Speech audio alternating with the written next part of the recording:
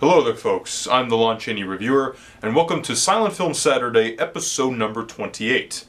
Last week, on Silent Film Saturday, I discussed the 1921 film, The Sheik, which is not a great film. However, it helped Valentino boost into stardom, became a big money draw. The film, I believe, cost around $200,000, and it went on to gross over $1 million in its initial release, which that might sound small for a modern audience, but $1 million back in 1921 for a really low-budget film, good stuff.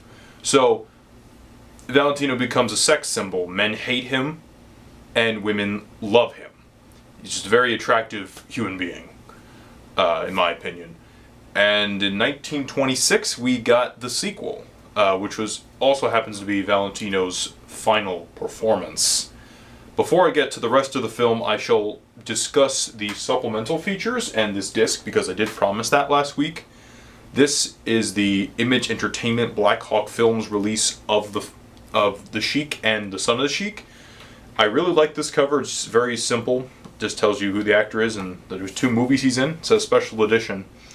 But I love this little painting of Valentino. I really dig it. I would get it as a poster even.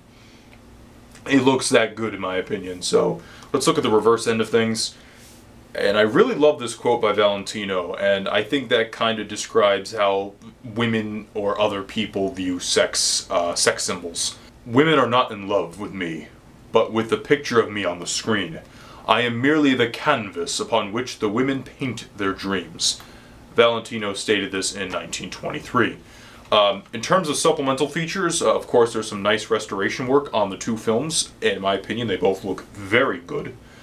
The Sheik being in color tints, and Son of the Sheik being in black and white, which I love black and white cinematography, so I like that. 3 Valentino bonus shorts. Valentino and his 88 American Beauties, which is like a beauty contest. Very interesting stuff. The Sheik's physique, and the original Pathé newsreel coverage of Valentino's funeral in August of 1926. For those of you who don't know, Valentino died at the young age of 31, and women across the country mourned his death. I think there was about 100,000 people that attended his funeral, but regardless, I'm talking about The Son of the Sheik, the sequel to The Sheik. I've only seen 2 Valentino films, those 2, so I don't have much to go off in Valentino, except I liked his performance in the first film. It was a little goofy. However, I feel his performance is better crafted in this film. It's a better blend of humor and serious tone. He's a very good dramatic actor in this film. Basically, the plot goes like this. You have the son of the Sheik, played by Valentino, and he falls in love with a dancer, Yasmin, who's played by Vilma Banky. Sorry, I blanked out on that one. And she's a very attractive woman on screen, and they fall in love. But her father wants money from the son of the Sheik, so he decides to hold him ransom and tell Valentino, oh, Yasmin was just lying to you, and he gets really mad and he wants revenge, so he escapes. And for a period of time, he holds her prisoner, which is, I don't know if feminists would like that very much, but it's part of the movie, how it is. Another element of the story we have is the father of Valentino's character, played by Valentino, again. And we have Agnes Aries as the same character she played in the last film, Diana, who was the love interest for Valentino in the 1921 film, The Sheik. And there's actually a title card at the beginning of the film that states that she's under here because, Valentino and other people requested her to be in the film. And I think that's really neat. You don't really see things like that in films anymore. You just accept, okay, he's in this film, this person's in that film. Oh, isn't that neat that he has a cameo in this film? Or Stan Lee has a cameo in this film? And it won't say at the beginning of the film, Stan Lee has a cameo. Enough said.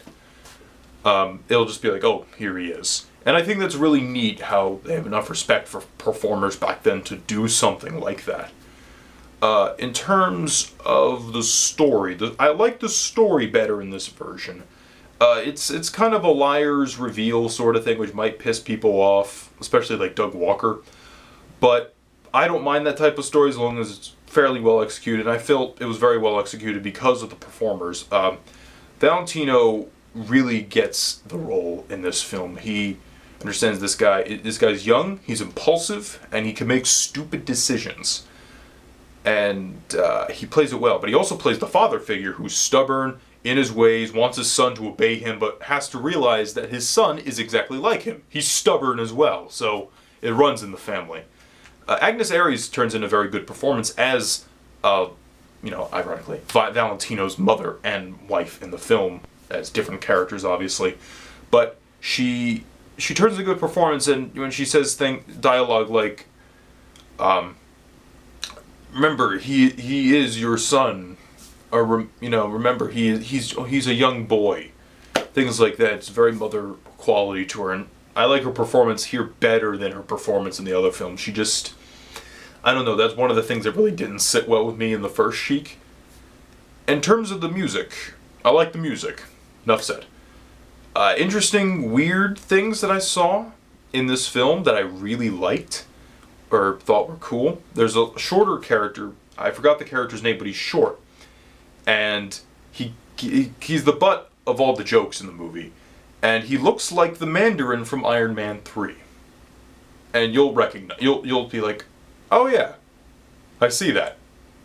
So, and then there's another scene where they go to the thieves' den. It's like a very dark place, and Valentino's like in a black cloak when he enters. And it made me immediately think of Return of the Jedi in the beginning of the film, where Luke enters Jabba the Hutt's, club, his hut, or Jabba's palace, and it really just felt like that. I don't know if Lucas took from that or it's just a happy coincidence. I don't know, but I love the shot in the film, so it's really cool.